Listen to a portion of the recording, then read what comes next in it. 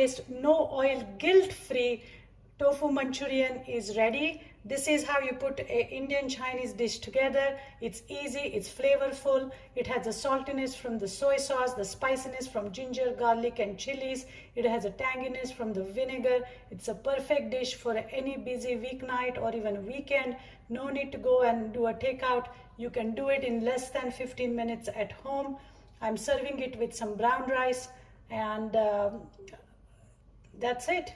All ready to go. Thank you for watching. Send us your comment, questions, and recommendations or suggestions. We are very grateful for you supporting us. Thanks again, and be healthy until next time.